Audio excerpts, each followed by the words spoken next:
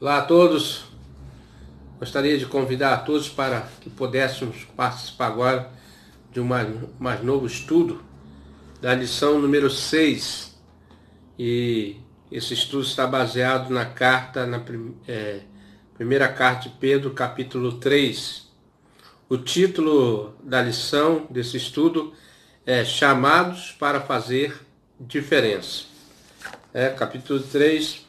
Vou ler aqui os primeiros versos que diz assim: os deveres da mulher e dos maridos cristãos.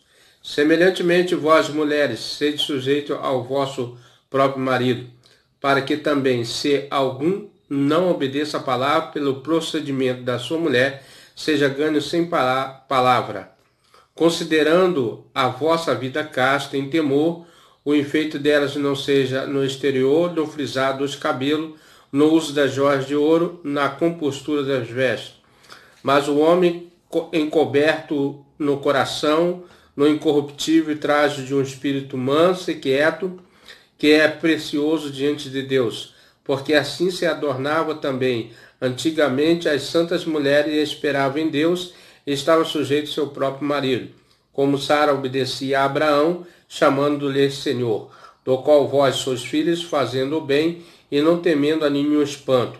Igualmente vós, marido, coabitai com ela, com entendimento, dando honra à mulher, com o vaso mais fraco, mas como sendo vós os seus co-herdeiros da graça da vida, para que não seja impedida as vossas orações.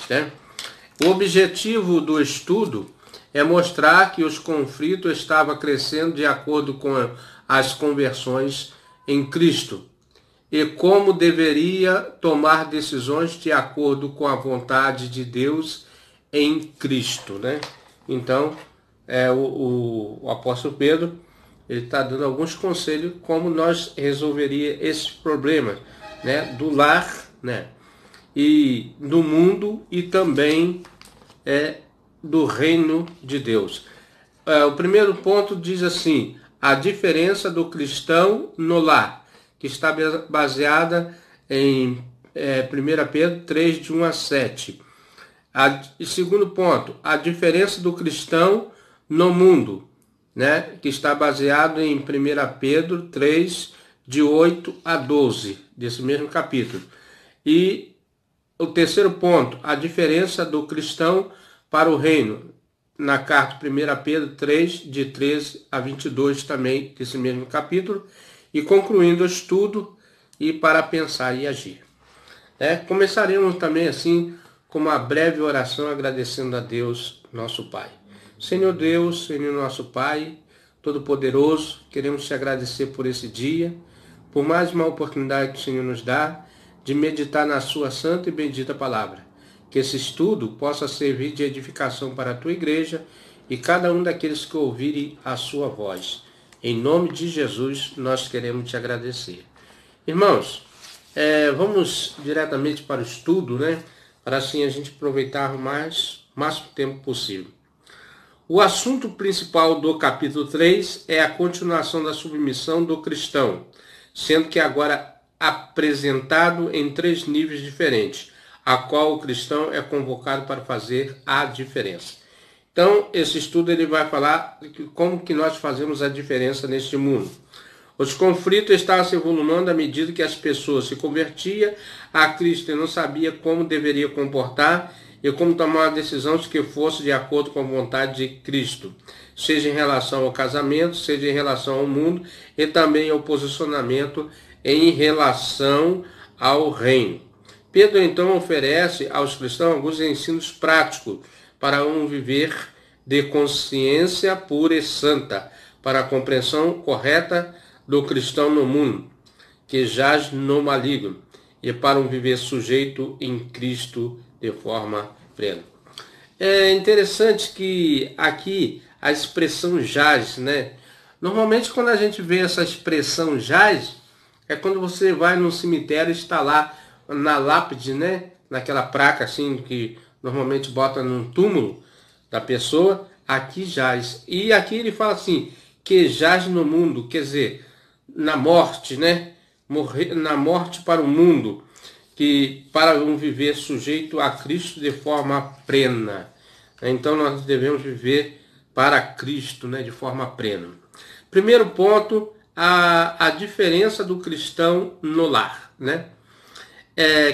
Já falei. O apóstolo Pedro apresenta alguns conselhos práticos para uma vida feliz e harmoniosa no lar como resultado direto das ações de uma esposa cristã para com seu marido, bem como do marido cristão como para sua esposa. Olha só, que coisa maravilhosa quando a Bíblia ele trata de um problema que atinge quase uma sociedade toda, que é o relacionamento entre o casal. E a Bíblia tem essa resposta diretamente para o casal, né? Família. Deus sempre vai tratar da família. Aqui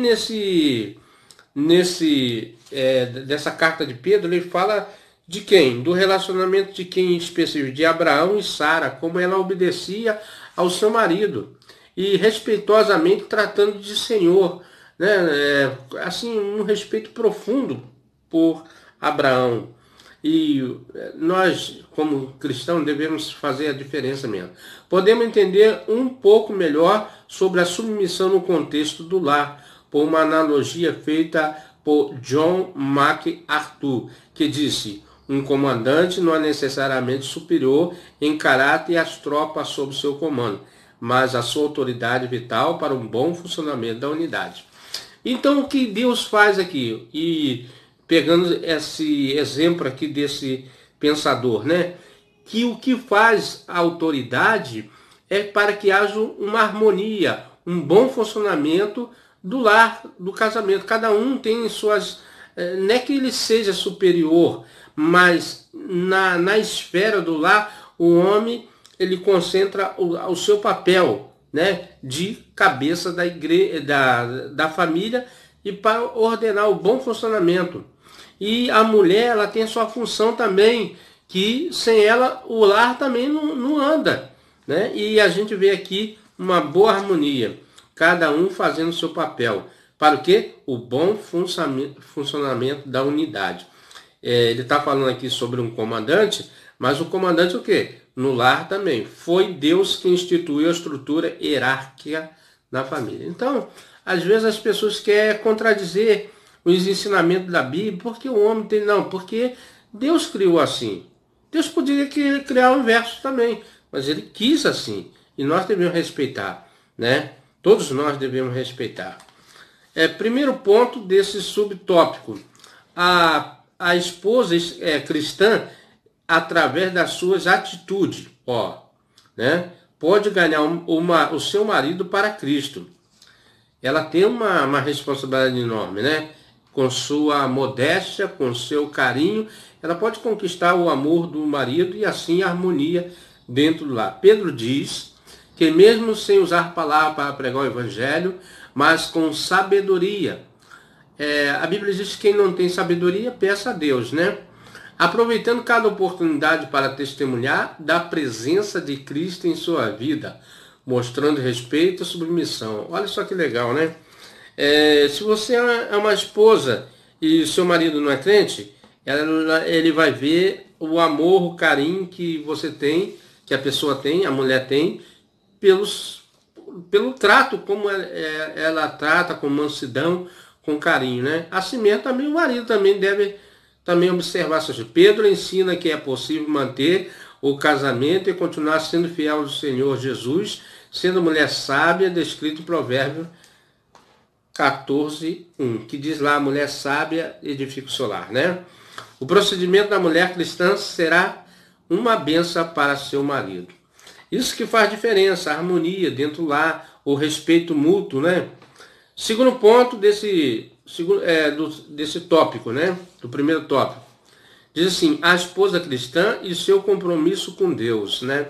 Antes de você ter um compromisso com o seu esposo, quando faz aquele tipo um juramento, né? Ser fiel até a morte, aquele negócio todinho. Aqui, a esposa está sendo fiel com Deus, né? Primeiramente, fiel com Deus. A preocupação em ser uma boa esposa está no fato que isso glorifica a Deus, né? Olha só que legal. Através da atitude da mulher, comportamento dela para com seu esposo, ela está dando glória, está glorificando a Deus, está mostrando, olha que Deus diferente eu tenho, né? As suas atitudes que apontam para o Senhor. A mulher cristã tem consciência de que Deus é soberano sobre todas as coisas, né? Ela reconhece o seu papel na sociedade, como o homem também tem seu papel. A esposa cristã que obedece à palavra de Deus, né? É o terceiro ponto desse subtópico, né? Diz assim, a esposa cristã que obedece à palavra de Deus tem uma oportunidade extraordinária para ganhar o seu marido, pelo seu bom testemunho, né? É tudo ligado ao comportamento em ganhar o marido para Cristo. E Pedro diz, seja um ganho sem palavras, pelo procedimento da sua mulher, observando a conduta honesta e respeitosa de vocês. 1 Pedro 3, 1, 2. Que belo ensino para vencer. Hoje, o número de divórcios são muito grandes. Talvez por não observar esse princípio da Bíblia, né? Querendo saber mais do que Deus, como comportar, não só as mulheres, olha só, não só as mulheres, mas até os homens também. Nós vamos falar aqui sobre o esposo, e porque muitos casamentos estão sendo desfeitos por causa disso aqui, não observar a palavra. Porque se eu observasse a palavra, muitas coisas evitariam em um casamento. Agora nós esposos, né? O esposo cristão também tem a sua parte a ser feita, né? O apóstolo Pedro declara alguns aspectos específicos de responsabilidade para o marido. A vida comum do lar com discernimento. Aqui parte o discernimento do marido, né? A sua preocupação, como deve tratar a sua esposa. Aqui está uma questão da vida plena dentro de um quarto, né? A palavra se refere à relação sexual no casamento, né? Muitos maridos andam tendo encontros extraconjugais. Normalmente isso não acontece no lar cristão, mas tem acontecido também. Por fraqueza, né? O homem tem se corrompido também nesse aspecto. A intimidade mais profunda, e Pedro está falando da sua união, né? Quando eles deixam de ter seus atos conjugais, né? E deixa ali uma brecha para o inimigo ter dúvidas, ter ciúmes e outras coisas que vêm entrar como brecha, tendo consideração com a vossa mulher, né? Diz que nós devemos amar a nossa esposa, né? Como aquela que, desde a nossa mocidade, né? Desde lá do princípio do casamento, mas alguns abandonam a sua esposa por algumas mais novas, né? E isso tem afetado o coração dessas mulheres, né? Mulheres são a joia preciosa de Deus para as nossas vidas. Tratando-a com amor, respeito, suprindo suas necessidades em várias espécies, seja ela cristã ou não, né? Isso é uma obrigação de cada homem, tratar sua mulher com respeito, com zelo, honrando, né? E suprindo as suas necessidades, né? Todos nós temos as nossas necessidades. O casamento foi para manter-se unido, por isso que Deus criou o casamento, né? Trata-se com honra, com parte mais frágil, né? O homem deve dar abrigo à mulher, abrigar, né? Ela com carinho, com zelo. O marido deve tratar a mulher com dignidade, não como alguém inferior ou superior, mas como alguém que merece cuidado, proteção, né? Nesse sentido que eu falo. O homem deve sempre estar preparado para proteger a sua outra parte, né? Porque quando há união, há um só corpo, né? A Bíblia relata isso. Não há dois corpos, mas um só corpo. Por isso que Deus abomina a separação desse corpo, porque está expondo a vida íntima dela, né? E quem já conheceu sua esposa e outros tantos, né? E diz assim, como alguém inferior ou superior, como alguém que merece cuidado e proteção, como co-herdeira do dom da graça da vida, em uma demonstração de que ambos serão beneficiados com o casamento e a mulher tem os mesmos direitos espirituais que o homem. Na parte espiritual, a mulher nada se difere do homem. Ela tem o mesmo alcance que o homem. O homem não é superior em nada. Aliás, a palavra disjuntora quer dizer ao lado do homem, ajudando o companheiro a superar as suas dificuldades. Nós, homens, temos dificuldade no entendimento de resolver alguns problemas. E a mulher sempre está aconselhando, apaziguando, né? Isso faz lembrar da história de Nabal, né? Aquele homem violento e que Davi pediu mantimento a ele, ele não quis dar pela sua loucura, né? O apego às coisas materiais. E Abigail, sua esposa, foi lá, apazigou o coração de Davi e pediu, e Davi assim ouviu a voz dela pela sabedoria dela, mas o próprio Deus assim fez justiça e Nabal deu um infarto fulminante nele e ele morreu, porque ele é apegado às coisas materiais. E essa mesma mulher, Abigail, ele tomou para si porque viu que era uma mulher, Davi tomou ela para si porque viu que havia sabedoria nela, viu como é que é importante? Ela foi esposa até de um rei, né? Que Davi depois se tornou rei. Então diz assim, os direitos espirituais que o homem, de forma que não seja interrompidas as vossas orações. Aqui Pedro salienta que o marido que não vive bem com sua esposa, que não trata com cordialidade e respeito, né? Às vezes a pessoa é bruta com a esposa, ignorante. Isso também vale para a mulher também. Às vezes a mulher é muito ranzinza, né? E não sabe lidar ali, não tem paciência, né? E ele diz, como alguém especial diante de Deus, que não procura ter um bom relacionamento em casa, pautado num amor sincero, doador, altruísta, não terás as suas orações atendidas por Deus, né? Então devemos sempre estar procurando, com entendimento, honrar as nossas esposas. Então, a diferença do lar cristão, né? Pedro aqui tratando como nós devemos tratar nossas esposas.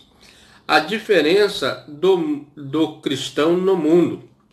As regras da conduta cristã são exportações gerais apresentadas pelo apóstolo Pedro, mas é interessante observar a repetição da exortação ao amor fraternal na carta em 1 Pedro 1:22, né? 1:22 que diz assim, e o qual não cometeu pecado, é isso mesmo? Nem a sua boca achou engano. É isso mesmo, tá certo. E 3:8, né? 3:8. Finalmente, sede todos de um mesmo sentimento compassivo, amando os irmãos, entranhavelmente misericordiosos e afáveis. E diz assim, sendo que o texto está em conexão com Romanos 12:9-21. Uma vez que for alcançado por Cristo para uma nova vida, de maneira de comportar diante da sociedade deveria ser marcado por valores e princípios diferentes do mundo.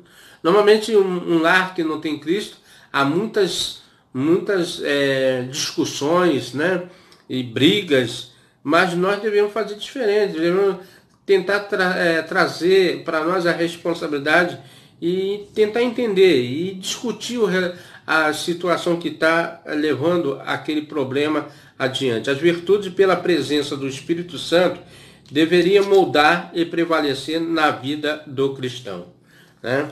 E aqui, quando diz aqui, né, nesse daqui, esse ponto da mulher, né, de Sara, tratando como ela tratava, e também aqui fala também como nós devemos tratar, né? Que nós devemos tratar compassivos, amando os irmãos, internavelmente, misericordiosos e afáveis, né? Então, irmãos, diz assim, os ensinamentos apresentados seria colocado em prática a partir da realidade do amor, uma vez que experimentaram o grandioso amor de Deus na presença de Cristo, né? É esse amor que nos constrange, que faz com que nós venhamos a distribuir esse amor que Cristo implantou no nosso coração, né? Agora, quem não tem temperança, quem não controla o seu gênio, tem que passar a controlar, né? E, portanto, amar rompe com todo anseio de vingança, de contrariedade, quanto ao sofrimento justificado, mesmo praticando o bem. A vida cristã deve ser vista na ótica proposta pelo Senhor, pois mesmo fazendo o bem, a perseguição nos alcança. Mas ela não pode provocar o mal para sempre, nem mesmo atingir a nossa alma, pois estamos seguros em Cristo. Então, irmãos, nós vemos aqui que nós estamos debaixo da ótica de Cristo, nós estamos seguros em Cristo. Mas nós devemos controlar nossos anseios, nossos desejos, porque a perseguição, o mal, sempre está tentando nos provocar e tirar do centro da vontade de Deus. O povo de Deus deveria considerar profundamente o que estava acontecendo e o propósito para o qual havia sido alcançado. Pois Pedro diz que para isso vocês foram chamados. Nós fomos chamados para amar, para distribuir o amor de Deus ao mundo. E um lar em briga, desavença, como vai alcançar essas pessoas não dando um bom exemplo? Então nós temos que fazer diferente. E realmente a proposta desse estudo é fazer diferença no meio do mundo, né? Onde nós estamos inseridos, neste mundo. E ele diz assim, o povo de Deus deveria considerar profundamente o que estava acontecendo, o propósito para o qual havia sido alcançado, pois Pedro diz que para isso vocês foram chamados. Ou seja, para testemunhar da presença de Cristo em suas vidas e da sua graça maravilhosa. O ensino de Jesus foi na contramão da vingança, do retribuir mal com mal, de revidar as ofensas e agressões. Pelo contrário, ele abençoava os seus ofensores. Seguindo o exemplo de Jesus, nós também podemos abençoar aqueles que estão à nossa volta. Vocês já pararam para pensar porque há tanta briga no casal? Talvez por não respeitar esse amor de Deus, né? Esse ensinamento de Deus através de Jesus. Porque Jesus, irmão, não foi só ali dando exemplo para os religiosos, mas esse amor, ele diz assim, mal contra o mal. Como é que era a lei? Aquele que batia, aí o outro tinha lá, ofendia, né? E não, trocar mal por mal. Agora não, agora Cristo fala assim, se alguém bater numa face, oferece a outra. Então, Cristo trouxe um novo ensinamento para o lar, né? O marido, como tratar sua esposa, como nós devemos tratar o nosso irmão, nossos semelhantes, né? Que diz assim, seguindo o exemplo de Jesus, também podemos abençoar aqueles que estão à nossa volta. Mateus 5, 43 e 48. A diferença do cristão para o reino é o terceiro ponto. Nós já falamos aqui, no primeiro ponto, a diferença do cristão no lar. Agora falamos da diferença do cristão no mundo. E agora nós vamos entrar a diferença do cristão para o reino, né? Para onde a gente está querendo seguir. Através das ações de Cristo, da sua vitória completa sobre os poderes das trevas do diabo, o apóstolo Pedro fundamenta para os seus leitores que eles também seriam vitoriosos diante de todas as provações e sofrimentos impostos pelos poderes do mal. Como? Tratando com amor, né? Vencendo os obstáculos através da fundamentação da palavra de Deus.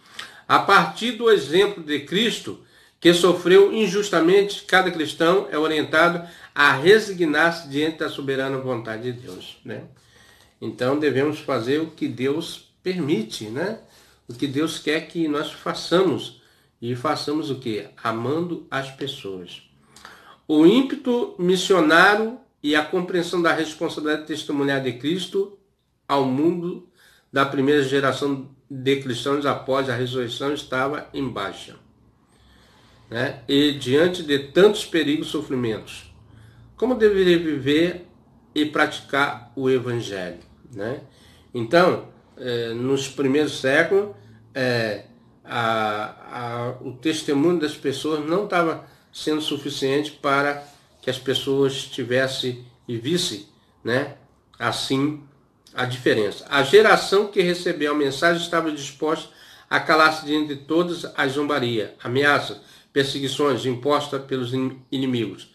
Portanto, ao fazer de Cristo nosso Senhor, precisamos dar a Ele o trono do nosso coração e, consequentemente, testemunhar de forma ousada e corajosa do nosso Senhor, preparado para responder à razão da nossa fé. Esse finalzinho aqui é preparados para responder à razão da nossa fé. Muitas pessoas, diante das autoridades, diante das perguntas quando estão em frente da Câmara, eles não falam da sua vida cristã com euforia, com gozo, com alegria, e muitos tentam esconder até que é cristão. Parece que tem vergonha de ser cristão. Mas quando alguém perguntar por você a sua razão da sua fé, porque você defende a sua fé da maneira que você defende, você vai ser corajoso e responder, mesmo que seja com ameaças e perigos, né? O apóstolo Pedro fundamenta o sofrimento com a vitória do cristão, tomando como exemplo o Senhor, né? Aqui ele fazendo uma colocação que o nosso sofrimento está compatível com o que Cristo sofreu. E nós sabemos, se nós sofremos perseguições, afrontas, ou até mesmo sofrimentos físicos, Cristo sofreu fisicamente, né? Cristo padeceu fisicamente, injúrias, calúnias. O mundo não entende o que Cristo veio fazer nesse mundo, irmão. E quando alguém liga a televisão e está lá uma piada falando de Cristo, né, debochando, é porque ele ainda não entendeu a razão que Cristo veio. O dia que ele entender, ele não vai fazer essas coisas. O fundamento do seu ensino fala do reinado soberano de Cristo, sobre a morte, sobre o pecado, sobre o inferno, sobre tudo e todos, né? Nesse mundo que nós estamos, paralelamente a uma guerra espiritual, o bem contra o mal. Mas o fundamento do seu ensino fala do reinado soberano de Cristo. Cristo tem um reinado superior do inferno, né? Sua morte foi testada pelos soldados da sua volta, né? Esse aqui é um cenário que nós vemos lá na cruz do Calvário, rompendo com suas objeções em relação à sua humanidade e ressurreição. Os irmãos viram aquela cena que Cristo ali angustiado, sofrido, né? Levava sobre os seus ombros o nosso peso do pecado, mas depois a ressurreição ao terceiro dia, a vitória, a glória, né? O ensino é que nós também teremos o triunfo sobre a morte, a semelhança de Jesus, e viveremos com ele. Todo cristão deve ter esperança dessa ressurreição espiritual. Hoje nós passamos provações, sofremos, angustiamos, porque o mundo, não o mundo em si, mas o pecado que tão de perto nos rodeia, tenta nos oprimir, nos prender a ele, mas quando nós somos libertos, né? Assim teremos triunfo sobre a morte, e a semelhança de Jesus viveremos com ele. A sua morte foi consequência do nosso pecado, uma vez que ele nunca cometeu o pecado, viu? Viu como é que a lição nos explica direito? Jesus conquistou a vitória sobre o pecado através da cruz e da ressurreição. Esse sacrifício vívico, né, que nos vivifica e nos traz a vida quando nós aceitamos Cristo, é que nos fortalece. Está lá em 1 Coríntios 15, 54, 57, os irmãos depois podem conferir. A vitória de Jesus sobre o inferno tem sido objeto de grandes discussões e diversas interpretações, mas podemos afirmar que não foi uma segunda chance dada pelo Senhor Jesus aos espíritos em prisões, né? Um parênteses aqui, quando ele fala de espíritos em prisões, que fala que ele foi lá no inferno e pregou para aqueles, né? Nem tão pouco que era os anjos caídos, na referência de Gênesis 6, 1, 8. Mas Pedro se refere aos contemporâneos de Noé, que ouviram a mensagem da pregação e rejeitaram e impuseram dificuldade em Noé, que manteve-se fiel a Deus na construção da arca e na transição da mensagem de Deus para o povo. Era necessário que eles ouvissem de Jesus o que Noé já vinha pregando, né, há muito tempo, sobre a salvação. Noé foi mais um figurativo de um pregoeiro, como a Bíblia diz, da salvação, do Messias, né, vindo ao mundo. E nós podemos ver aqui Noé e seus contemporâneos anunciando o juízo dele que estava para vir ao mundo ímpio. 1 Pedro 1, 10, 11, você pode também conferir. Jesus, com a sua ressurreição, declara a todos os poderes, potestade que ele venceu, triunfou completamente, trazendo uma tão grande salvação. Já falamos desse título aí, uma tão grande salvação. Você se repara que nós vemos que esse triunfo de Jesus, ele fala assim, ó morte, tragada foi a morte, onde está a sua vitória, né? Porque ele venceu o último, a Bíblia diz que o último inimigo que nós vamos vencer é a morte, essa é vencido, né? Não haverá mais morte depois, quando encerrar tudo, né? Tiver tudo já, a história completa da vinda de Cristo. Não como consequência do batismo. E a todos o que nele crê, manteve-se fiéis em todas as circunstâncias. A pregação foi a sua declaração da vitória completa, né? Lembra que Jesus bradou e disse, está consumado? Desde ali, né, já foi consumado todo o processo que o homem precisava ser salvo. Agora, basta nós, como crentes, dar bons testemunhos e abrir a nossa boca e proclamar que Jesus venceu esse mundo, venceu a morte. Ele espera de cada um de nós, né, de mim e de você, que saiamos dos nossos lugares e vamos ao encontro daqueles que estão nas trevas. Conclusão. O tema e a sugestão está diretamente relacionado com o chamado de Cristo para fazermos diferença neste mundo como seus testemunhos. Viu? Dessa forma, temos a oportunidade de fazer a diferença no nosso lar, no mundo, pela nossa conduta, testemunho para o reino, pela vitória completa de Cristo na cruz sobre a morte, pelo pecado e o inferno. Faça a diferença. Jesus venceu e vivo está, né? Jesus está vivo à direita de Deus e espera que nós demos bons testemunhos. Esse estudo, irmão, é uma bênção no coração de cada um de nós. E tem aqui umas perguntas para pensar e agir. Eu vou fazer essas perguntas, né? Primeiro, em um tempo com tantas discussões em relação ao homem e à mulher, os papéis do marido e da esposa, como reconciliar os ensinos de Pedro sobre o casamento cristão na atualidade, né? É para a gente parar e pensar. Segundo, o sofrimento foi uma marca no ministério de Jesus e dos apóstolos, bem como da igreja, e não no primeiro século, mas ao longo da história. Como o cristão deve compreender o sofrimento e a sujeição à luz da Bíblia? Também. A nossa fidelidade a Deus, terceiro, foi com Noé, que creu em Deus, atuou em uma sociedade completamente contrária a Deus e sua vontade. Mas Noé foi salvo juntamente com sua família, como mensageiro da justiça. Meu amigo, meu irmão, chegamos ao final desse estudo.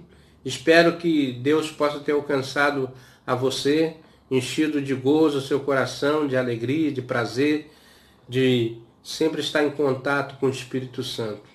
Há sempre um prazer da minha parte ler e comentar alguns trechos. Não sei se está sendo objetivo concluído, mas que o Espírito Santo de Deus possa fazer essa melhor interpretação. Vamos orar? Vamos agradecer? E assim nós concluímos esse estudo, né? Vamos com a oração. Senhor Deus, Senhor nosso Pai, agradecemos mais uma vez. E que esse estudo, esse ensinamento, esse comentário possa enriquecer na vida desses meus irmãos, que nos ajuda também a falar do amor de Cristo. Que haja espontaneidade da nossa parte, no nosso coração, o desejo de alcançar milhares de pessoas para o teu reino. E que seja liberto das mãos de Satanás para o teu reino celestial. Em nome de Jesus.